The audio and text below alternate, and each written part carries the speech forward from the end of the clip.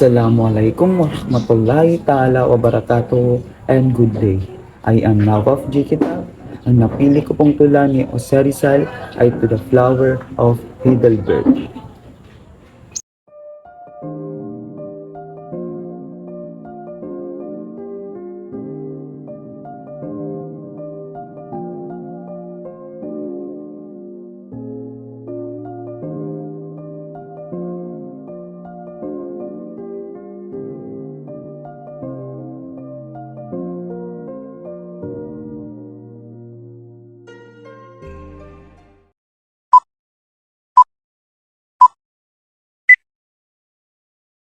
Itong tula na ito ay nagpapahayag ng pagnanasa ni Rizal na bumalik sa kanyang bayan habang siya ay nag-aaral sa Heidelberg, Alemanya.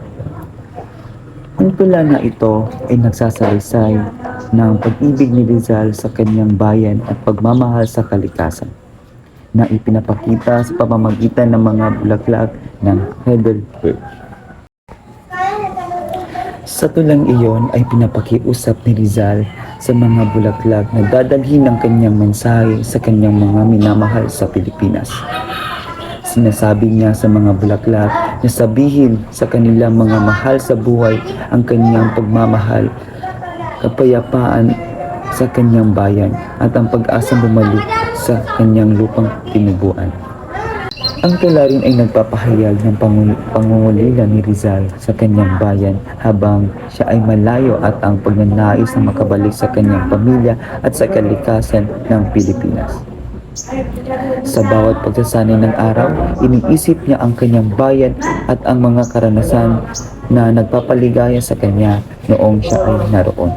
Sa tulang ito ay nagpapakita ng malalim na pagmamahal ni Rizal sa kanyang bayan at ang pagnanais na maibalik ang kanyang pagmamahal at pagmamalasakit sa kanyang mga minamahal.